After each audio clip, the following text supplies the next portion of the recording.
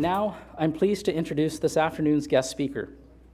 We should all feel safe and secure knowing that the Minister of National Defence is in our midst, although he may be a bit sleep-deprived from his new responsibilities as a father. Since 2007, the Honourable Peter MacKay has been the Minister of National Defence, a role that was renewed after the 2011 Federal Conservative Party election victory. As Minister, Mr. MacKay leads Canada's defence here at home and our defence interests around the world. In the role, the Minister has travelled extensively. Europe, Asia, Afghanistan have been among his points of call. Prior to his current title, Mr. MacKay served as as Minister of Foreign Affairs, Minister of the Atlantic Canada Opportunities Agency, and was Minister for the Atlantic Gateway. He was first elected as a Member of Parliament in 1997. He has been re-elected in his Northern Nova Scotia constituency 5 times. 10 years ago, the Minister was elected leader of the Progressive Conservative Party of Canada. In 2004, following the unification of the Progressive Conservative Party and the Canadian Alliance Party, he was named Deputy Leader of the Conservative Party of Canada. The Nova Scotia native graduated from Acadia University with an arts degree in 1987. He went on to study law at Dalhousie University and was called to the Nova Scotia Bar in 1991. He then returned to his hometown of New Glasgow to open a private law practice specializing in criminal and family law. In 1993, he accepted an appointment as Crown Attorney for the Central Region of Nova Scotia. It may interest you to know that in addition to his national defence role, Mr. MacKay also serves as Regional Minister for Nova Scotia. Before I relinquish the podium to him, I want to let our live audience know that the Minister has graciously agreed to take a few questions from you after his speech. And now, Minister MacKay, the Canadian Club podium, Canada's podium of record, is yours.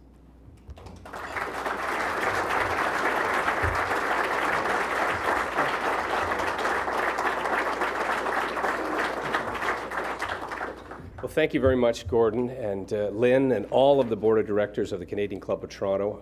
I'm delighted to be with you, and I want to acknowledge some of my former colleagues from the Senate, Senator Condonino, Senator Wim Kosher, who are with us.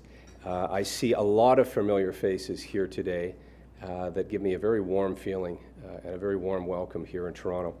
I would as well acknowledge our veterans, our serving members of the Canadian Forces, possible cadets who are with us, and our students who are joining us as well. I hope that there will be some educational value to what I'm about to say. And Gordon, I noted in your introduction that you referenced that I'm a new father, a new parent. And being a new parent is a little bit like being Minister of National Defence. I'll tell you why. Not a lot of sleep, often a lot of crying and screaming, and you're up to your elbows in somebody else's mess. But I thank you very much, and a warm good morning to you. I appreciate the opportunity to engage with you today, to talk about some of the important issues, some of the important historic events that are happening in our country and around the world, and the involvement of the Canadian Forces. I want to speak to you a little bit about our outstanding Canadian Forces, who I view truly as our finest citizens.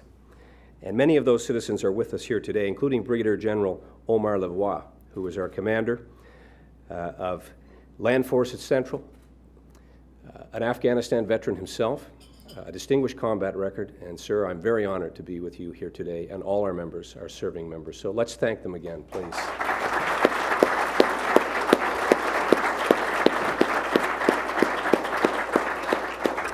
You know, another little bit of history, this may be the first time that I've come to Toronto in a while where they've had a winning record for the Maple Leafs. In fact, maybe there's people in this room that this is the first time in their life they've seen a winning record. I really shouldn't say that. We took some members, former members of the NHL, including Tiger Williams, people like the late, great Bob Probert, Stu Grimson, a fellow named Chris Knuckles Nyland, so the real finesse players, to Afghanistan. And I can tell you, the soldiers loved it. It was an opportunity for them to meet some of their heroes. We brought the Stanley Cup, and this has occurred on a number of occasions, but there was one trip that I remember vividly. I was there with the former Chief of Defense Staff, Rick Hillier.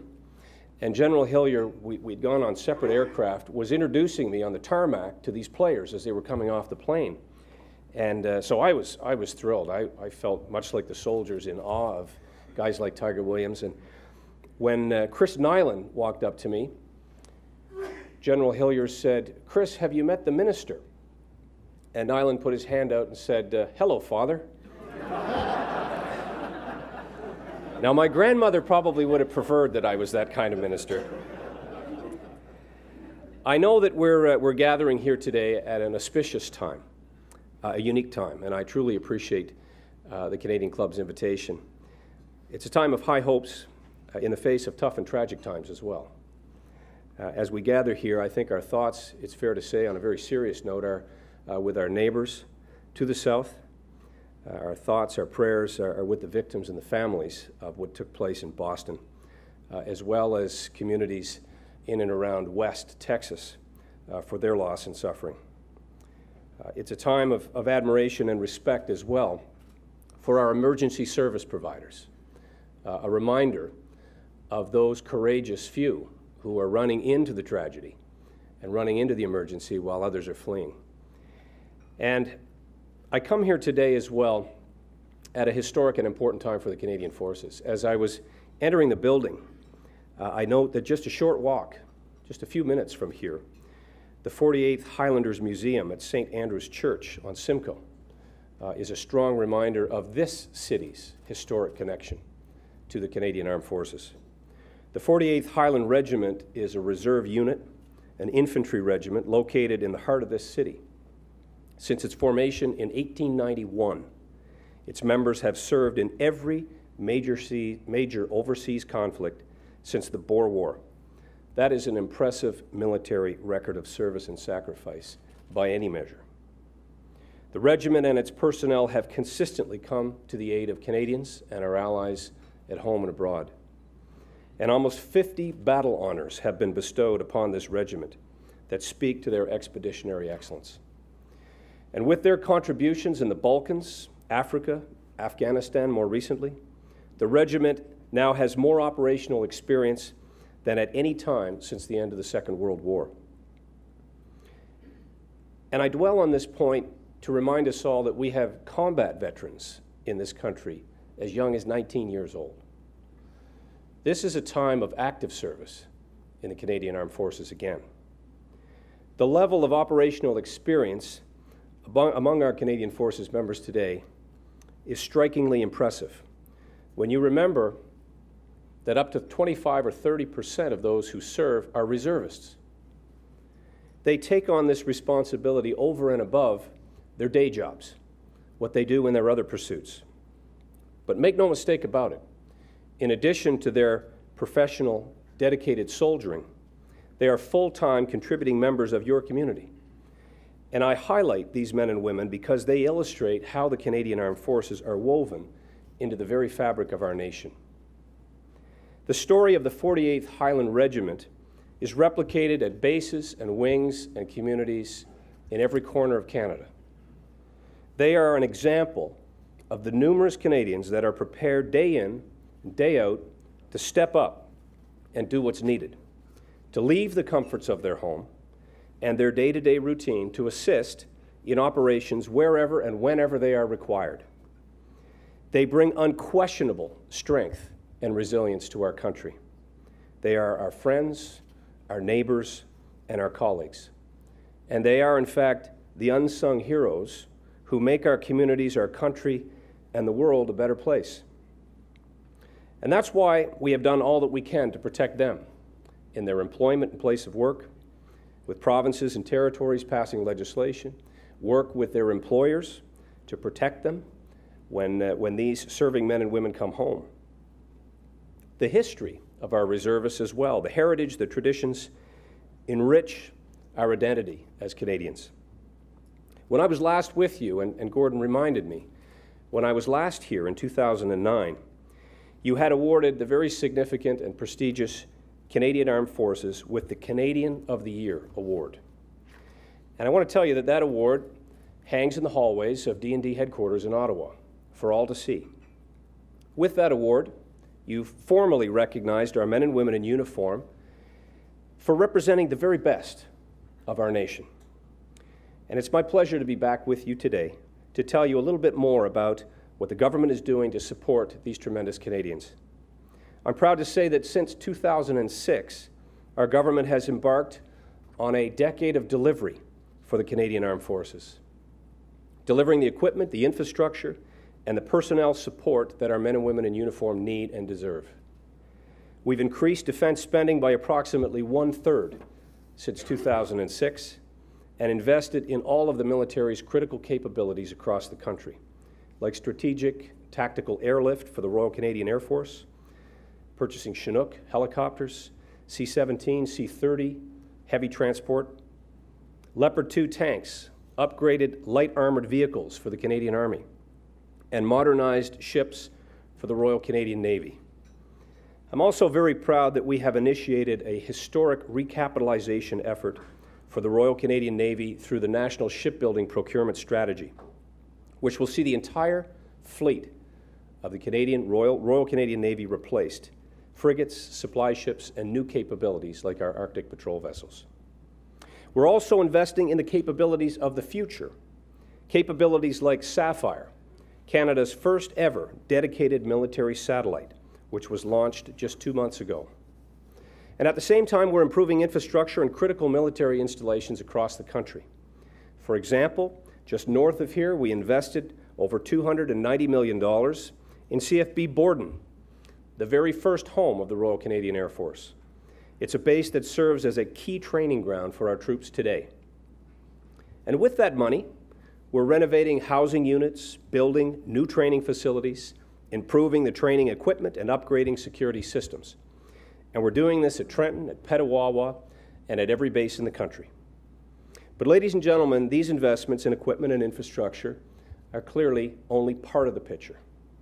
We all know that people, our personnel, are at the very center of the Canadian Armed Forces' success.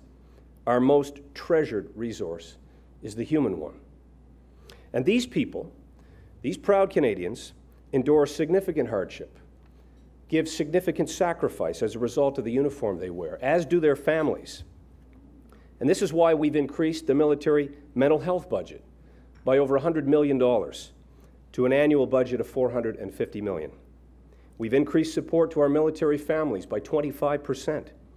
And I must say here, the Military Family Resource Centers provide invaluable service across the country today in support of military families and their children in particular, and all of the support that's there when soldiers are on deployed operations. Indeed, I personally reallocated an additional $11.4 million just last fall from our defense budget specifically for mental health issues and treatment in the Canadian Forces today. And there has been a much more mature and open discussion that has been happening about the subject of post-traumatic stress or operational stress. And we have dedicated health professionals who are there to treat those who are returning from combat with invisible injuries, but just as debilitating, those injuries. And I would be remiss if I didn't mention the incredible work of our military chaplains and the support, the spiritual support that they provide our troops today.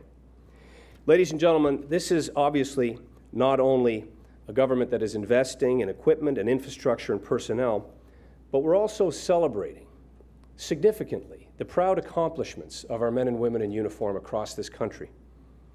Through a host of initiatives, we commemorated the 200th anniversary of the War of 1812. Much of that history happened not far from here, much of it in this city. We did so to remember the significant contributions of those who fought to make the country what it is today, and to celebrate how they shaped who we are as a nation.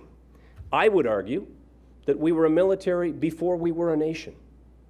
We had men and women willing to die for the cause to protect our country before Confederation. In fact, it was at Fort York, and I've been there numerous times over the past number of years, where they commemorated battles that took place right here in this city where we sit today. We also restored the historic designations of the Royal Canadian Air Force and the Royal Canadian Navy and the Canadian Army. The uniforms and insignias and designations reflect that history. These were the names under which our servicemen and women fought and died in the First and Second World War and in Korea, marking 60 years this year, the Korean conflict. And we had proud members of the Canadian Forces with us, retired veterans, with us in Ottawa just this week to formally recognize their contributions of what have been shamefully described as the forgotten war. We are not forgetting that contribution, and it's wonderful to have Korean veterans with us here today. We also recognize Bomber Command, which was, again, I believe, a historic oversight for the incredible contributions that members of the Royal Canadian Air Force made during the Second World War. These were names, royal designations under which our men and women defended Europe and North America in the early days of the Cold War, served on numerous peace-building operations around the world. From the muddy fields of Europe to the dusty plains of Afghanistan, Canadians have given their all and stood tall for peace, security, human rights, justice, freedom, all the things that we enjoy today. And so by reviving these historic names, we paid tribute to the nation's proud military history and contributions. We brought the service names back in line with those of our Commonwealth partners, reconnecting and perpetuating forward the true history.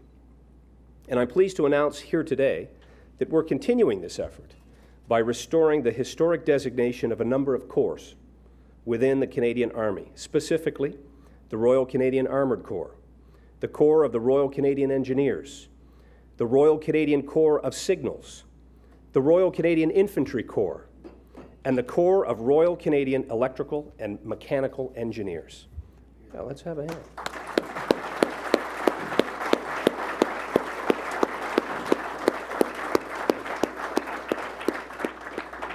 We're also changing the title of the Canadian Army Military Police Group to better reflect the restoration of the Canadian Army designation. We do all of this out of respect and admiration. Je suis heureux de vous annoncer aujourd'hui que nous poursuivons sur cette voie un rétablissement les anciennes appellations de bon nombre de corps au sein de l'armée canadienne, plus spécialement le Corps blindé Royal Canadien, le Corps du Génie Royal Canadien, le Corps Royal Canadien de transmission, le Corps d'infanterie Royal Canadien, les Corps Royal Canadiens des ingénieurs, électriciens et mécaniciens.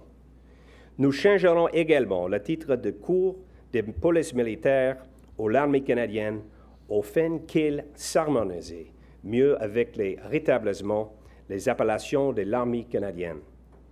Le rétablissement de cette appellation est une mesure importante pour permettre aux militaires d'aujourd'hui de renouer avec les glorieuses histoires et les fières traditions dont ils ont les hérité à titre de membre de l'armée canadienne.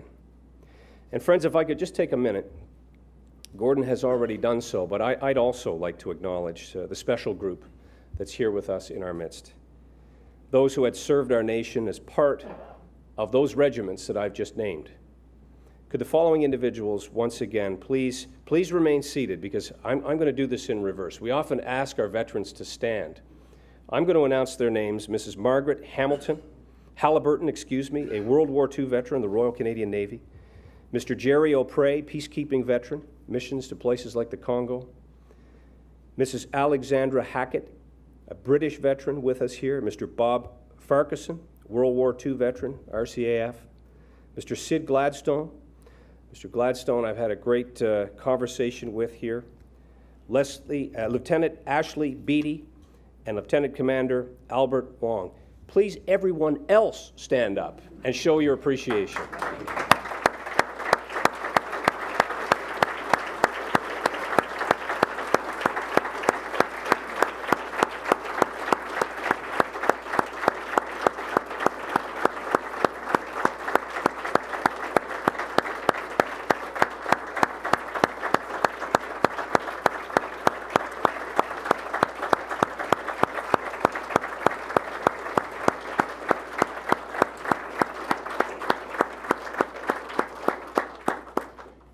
Hard to stop clapping for these great Canadians.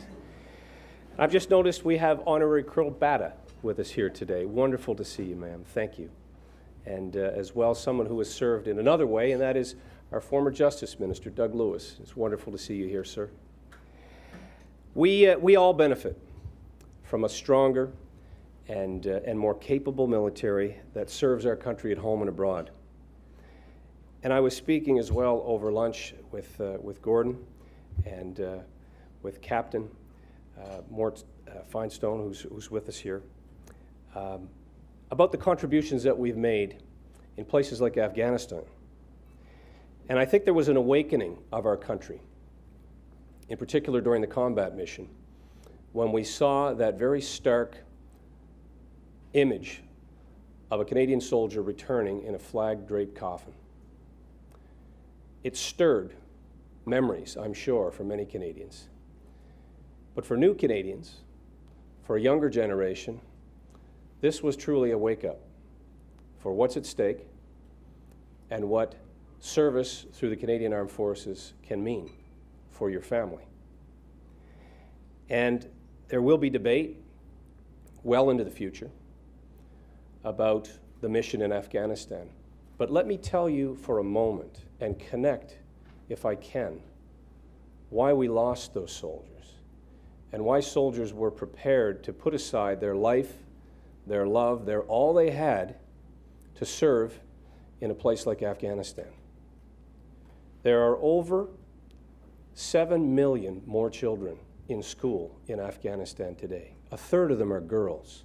If somebody said to me, give me one reason to go. But let me go further. There are communities now that have an economy that is based on something other than poppy used for heroin sent to our shores.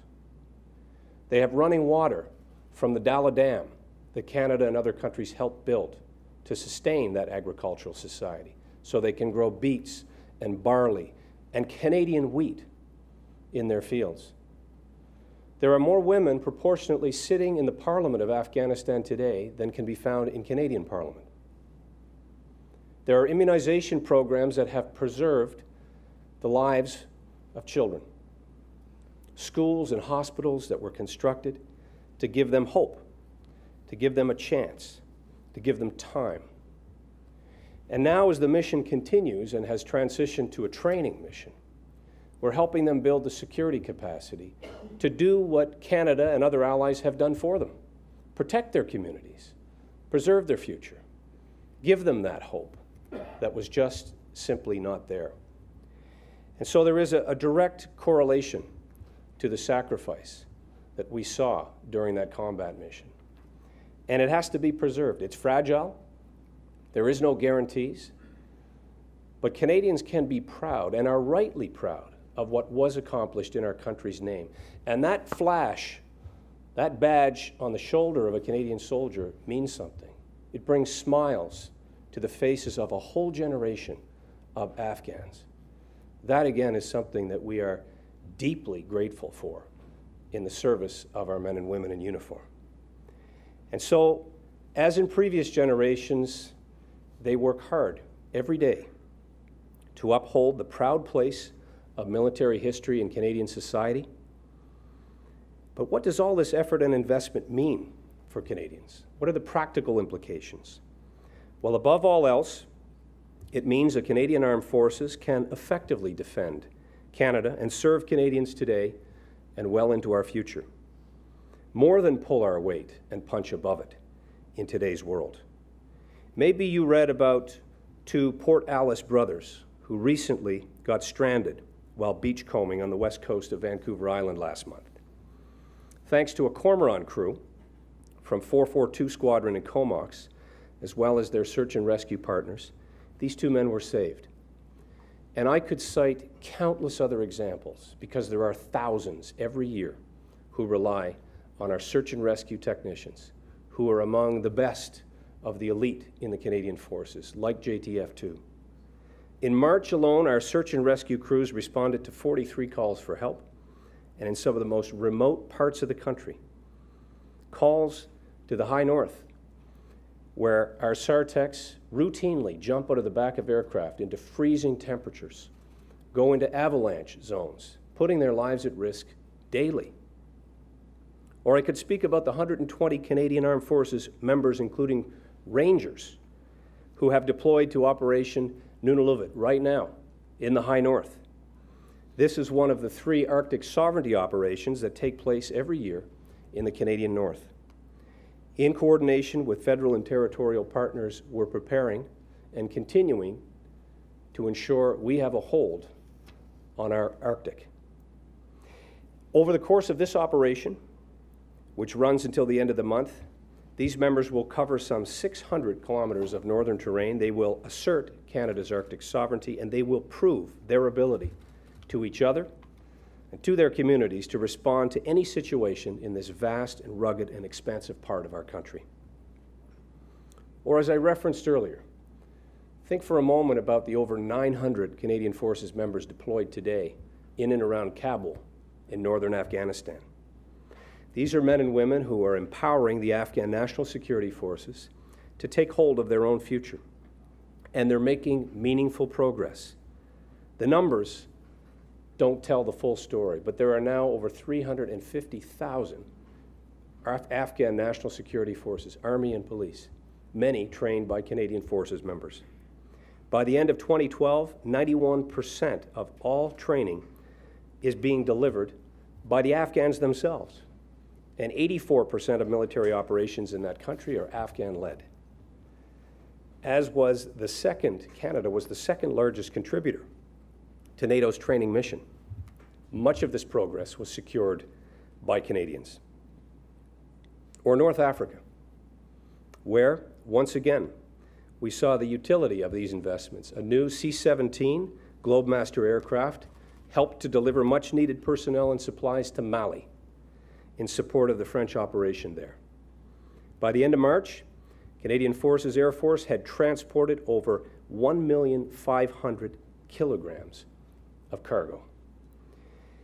Or the HMCS Toronto, our Navy ship that bears this city's name, which is deployed in the Arabian Sea today as part of an international task force. It's helping to keep vital shipping lanes safe for legitimate merchant activity while deterring criminal and terrorist activities in the region. You may have seen this ship on the news recently.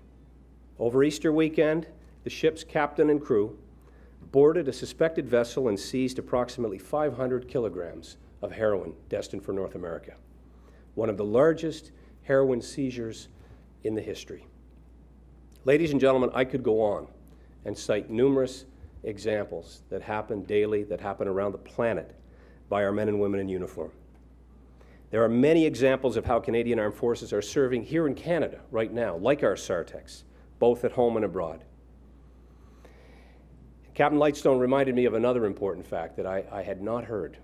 In the First World War, the first 50 Canadians to ever deploy to the front were Canadian nurses. And so I'm proud of the fact that in the Canadian Forces today, we have complete integration. Men and women have the opportunity and the ability to serve in any post, including one day, I predict, as Chief of Defence Staff of the Canadian Forces. Other countries look to Canada for our example. From submariners to fighter pilots, men and women serve side by side, shoulder to shoulder, on equal footing. And so, what I want to drive home is that through our investments in the Canadian Forces, we're investing in the safety of our people, of our citizens, the sovereignty of this nation, and peace and security abroad. And at the same time, these investments pay real dividends for those from the business world joining us here today. There are enormous benefits to the Canadian economy, to Canadian communities, for Canadian jobs. I had the opportunity to speak at the Economic Club in Ottawa last month and spoke about how our defense spending serves as an economic driver for the country today. As much as I feel emotion and passion for what the Canadian Forces personnel do, you can't ignore the fact that while we have the largest operational budget in the federal government, we are making substantial investments in industries here in Canada. In fact, for the fiscal year 2012-13, our spending authorities were $4.1 billion for capital expenditures and $6.4 billion for operational and maintenance. This is substantial responsibility and substantial investment that maximizes the impact of every defense dollar and how it's spent. not only on the Canadian forces themselves, but on the Canadian economy. And we need to generate competitive opportunities for Canadian industry and create high-valued, skilled jobs for Canadians. The National Shipbuilding Procurement Strategy is a great example of how we're doing that.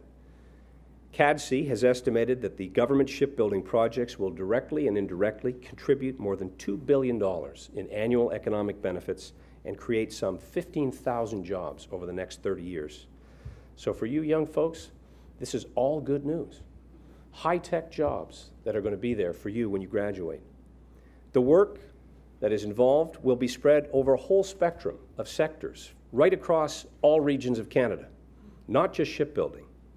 Or the Light Armored Vehicle 3, the LAV-3 as it's known, upgrade project, closer to home. General Dynamics Land System, based in London, Ontario, was awarded a prime contract of $1 billion. And through the Industrial and Regional Benefits Policy, they're taking advantage of some 500 Canadian suppliers, sustaining jobs again, right here in Ontario. And to ensure that our defense industries stay ahead of the curve, remain competitive in the future, my colleague at Industry Canada, Minister Christian Paradis, is leading a program to support strategic research and development in the aerospace and defense sectors. All of this helps Canadian companies become more innovative and competitive. The government underscored this commitment in the recent budget, Economic Action Plan 2013, when Minister Flaherty announced that we will be continuing to provide stable funding at close to $1 billion over 5 years with this initiative. And before I close, I want to mention one other outstanding achievement that I would really like to underscore. And it's part of the steadfast commitment to rebuild the Canadian Armed Forces while creating a stronger, safer, more prosperous country. But I know that at the end of the day, none of this would be possible without those brave Canadians who don the uniform. And I've been Minister of National Defence for almost 6 years. I must say that I continue to be impressed daily by the caliber and the commitment and the professionalism of those who serve. And I have a unique and privileged vantage point from which to see their achievements. But there's two men here in particular that I want to highlight for you today, Master Corporal Chris Downey and Corporal Alexandre Baudin d'Anjou. Both of these men deployed as part of our combat mission to Afghanistan, and both, tragically, were caught in catastrophic IED blasts, sustaining severe injuries that will plague them for the rest of their lives. But today, these two men are participant in the Canadian Armed Forces Soldier On program, a program that was supported heavily in this city at the Garrison Ball and on other occasions. And it's a program that helps ill and injured personnel accept their new normal by motivating them to return to healthy and active lifestyles. But these two men are far from normal. They're extraordinary. They will be participating in one of the most high-profile expeditions of modern times. Together with wounded warriors from the United Kingdom, the US, and Australia, and including His Royal Highness Prince Harry as their patron, they will form 3 teams that will race to the South Pole next winter. It's an extraordinary event. The South Pole Allied Challenge, which is being organized by a UK-based charity called Walking with the Wounded, will showcase the extraordinary strength and resilience of these individuals. It will prove that injured servicemen and women continue to do great things and continue to inspire. And it will remind the public of those who help and support our country that we owe them the same. The Government of Canada, the Department of National Defence, the Canadian Armed Forces, our Veterans Affairs Department is proud to be participants in this event. We're also grateful to Prince Harry and the Walking with the Wounded organization for leading this admirable cause. We're grateful to all the Canadians who show their support for the men and women in uniform. And you know, I've not seen it in my lifetime as much as in the past few years, where Red Fridays, Yellow Ribbon campaigns, the Highway of Heroes, sports and communications, appreciation nights, these are all very organic very genuine demonstrations of appreciation and affection and love of the Canadian Armed Forces. And we can never lose that. We can never go back. We have to keep that momentum moving for our country, for our soldiers, for their families, because it's the very backbone of our country to just say thank you. And so don't leave this gathering today without having the opportunity to shake the hand of one of our veterans here, to pat them on the back, to tell them how much you appreciate what they do. That's happening like never before across this country. I don't think that our soldiers ever pay for Tim Hortons coffee anymore. And that's a good thing, as my niece would say. That's a good thing. And so we're grateful to all these Canadians who show this support. And I know that here in Toronto, you raised thousands of dollars for worthy military causes in a variety of events that happen across this city. I know General Tom Lawson was here very recently for a run in support of St. John's Rehab, which is part of Sunnybrook Health Services Center, where the medical staff work so closely with medical doctors and work with our wounded warriors. And so in conclusion, ladies and gentlemen, I started my remarks by talking about the Regimental Museum just across the street, a few blocks from here. And allow me to close with another image from your great city. Soldiers Tower on the University of Toronto campus commemorates the university members that fought and died in 2 world wars. In the tower's memorial room, there's a stained glass window that depicts the men and women who served. In the middle of that window is a simple Canadian maple leaf that surges from the fray, radiates in the summer sky. It's meant to represent the emergence of Canada as a nation devoted to freedom, peace, understanding, and justice. And I think this powerful image represents the intricate relationship that exists between the strength of the military and the strength of this nation. There's a similar symbol in the Peace Tower in Ottawa, in the center block, where contained in the pages of the Book of Remembrance are the names of over 100,000 Canadians who gave their lives in service of this country. Each day, they turn that page and display the names of those who were recorded there. These symbols of remembrance, these traditions of respect matter. And as we continue to move forward, I think that we continue to witness the symbiotic relationship, one in which a secure Canadian and a Canadian prosperity and a Canadian identity and a secure country that we love all work together. I thank you again for the invitation and for your kind attention. Merci beaucoup.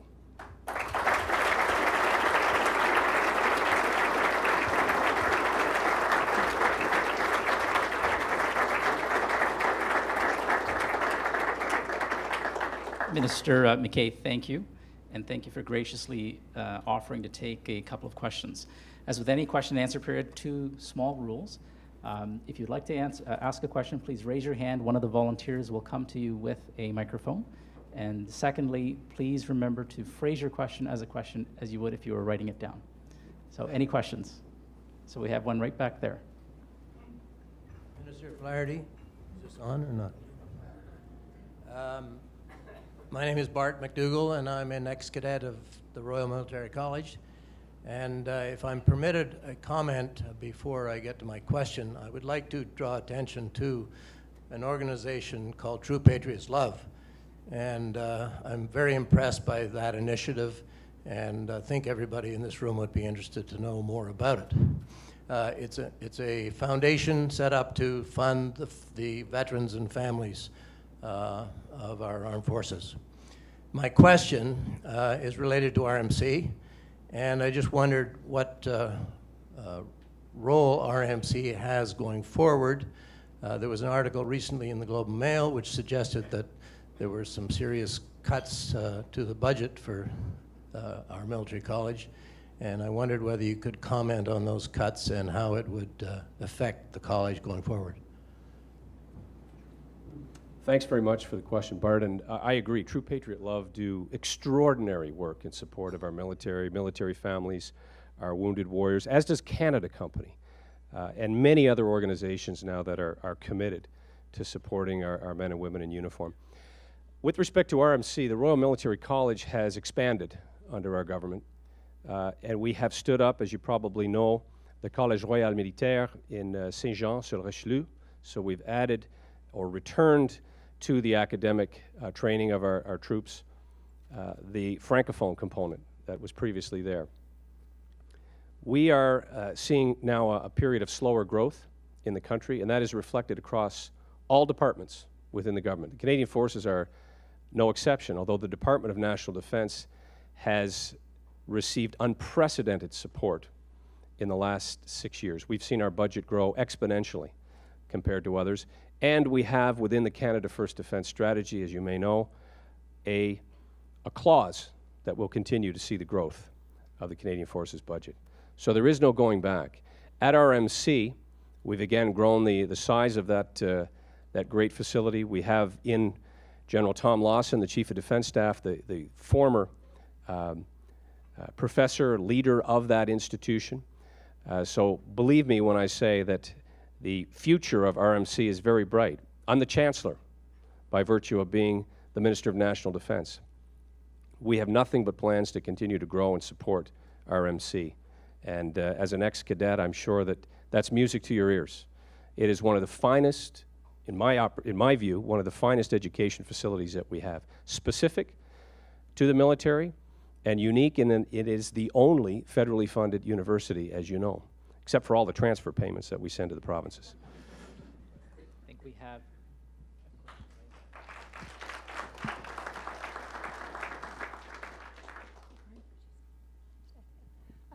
Yes, I'm talking about my beloved North. The defense we have in the North is minimal, and that worries me, especially now that the Arctic is opening up with the melting of the ice. And I know that we have, if you look at a map of military institutions all along the U.S. border, thick. Up north, hardly anything. Now, I know living up north is hard, but being a soldier is not supposed to be comfortable. And I am worried about the fact that we neglect our northern defenses enormously. The Rangers that do a marvelous job are provincially operated, and it's almost on, and it is on a volunteer basis. They get very little training. They really don't have the equipment necessary to do anything about an invasion. And why don't we do more about protecting our north and putting more bases up there so it's not comfortable living? Okay, you didn't join the army for that. It's a very good point. When it comes to protecting Canada's Arctic sovereignty, we've made this a priority, and it will take more time and effort. You're absolutely right. We're putting in place a deep water refueling station that will work in concert with our new Arctic patrol vessels when they're launched. We are, of course, building an icebreaker, as you know, to deal with the changing ice and moving ice that is found throughout much of the Arctic waters. We are doing these sovereignty operations that I mentioned. And just one slight clarification. Arctic Rangers and Junior Rangers are federally funded. There are park rangers, of course, you're right, who may have provincial jurisdiction, but I'm talking about the rangers who work within the Canadian Forces. They are a very special capability that bring all of their expertise, their ability to live on the land, their ability to survive in what you've properly described as very uncomfortable circumstances, particularly this time of year, where it's pitch black and temperatures that plummet into the minus 20s and 30s regularly.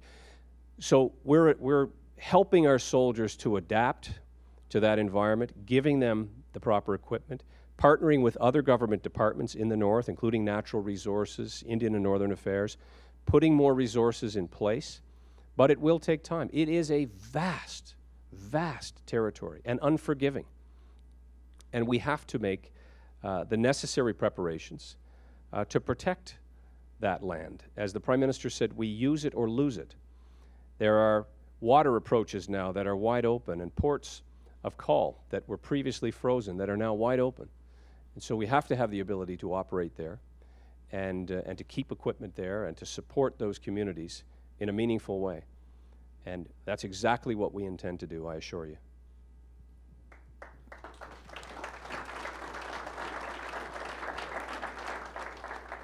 First of all, I want to thank you. First of all, I want to thank you, everyone, and Canadian Club to acknowledge Minister MacKay's wonderful speech, and also Korea veterans. This is a year of Korea veteran, and wonderful to acknowledge many veterans, including Andy Barber, with us. And my question to you is, now I'm actually currently serving South Korean president as a national advisor. I have a question to you and also Canadian first. We have North Korean nuclear weapon threats, and what is the Canada defense with the US? What is our strategy in this serious threats? Well, first of all, let me thank you for being such a fine representative. And we did, you're absolutely correct, have a number of commemorative events across the country and in South Korea, the Republic of Korea, to commemorate Canada's contribution. 516 Canadians gave their lives in that conflict, a conflict that arguably never truly came to a close. And the armistice has been fragile and is ramping up in terms of the rhetoric that we see coming from Kim Jong-un, as we've seen under previous regimes in that country. The Americans, the Japanese, the Chinese, those who are stationed in the region, the countries that are neighboring North Korea, along with Canada, all of our allies have been calling on North Korea to cease and desist the provocation. There are many, many sanctions in place, as you know already, many efforts diplomatically that have been made over the years. And this will require very, very careful deliberation and protection for those in the region. We have had very close consultation and briefings with all of our allies, including and most importantly the United States of America, and the role that they're playing there is significant. But there has been no particular ask from the Canadian forces. We have a history there. We have capabilities, obviously. And we will stand ready with our allies to work collaboratively to do all that we can to avoid any further conflict or provocation in that region. Thank you. Thank you.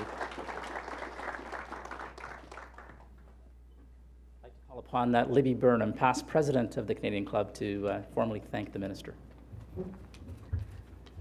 Thank you, Gordon. As Gordon has said, I'm a past president and I'm an honorary life director of the Canadian Club of Toronto, and in one of my other roles I'm Chancellor of Acadia University. So I have to put a plug in, and we're very proud to have Peter as a graduate of our university, and we look forward to that young son coming along. And we hope there'll be many more, Peter. But today, on behalf of the Canadian Club, I want to extend our sincerest appreciation to you for coming and speaking with us today. As Gordon has said, this is your third visit to our podium, and you have proven once again how powerful the combination of passion, which you've spoken about and demonstrated so clearly today, and purpose can be in propelling the Canadian Armed Forces forward. These are turbulent times, as we see in the United States, with the problems in Boston, and it's difficult to maintain a state of safety and security. Our armed forces have been able to perform their missions in exemplary fashion. We are a nation strong and free, thanks to the devotion of the ministry and the armed forces. As you and your staff set about maintaining our nation's military capabilities, while building on the proud legacies of accomplishment at home and around the world, we will hold you close in our thoughts and give you our support. And I want to say a personal thanks to all the veterans and members of the military that are with us today. Thank you.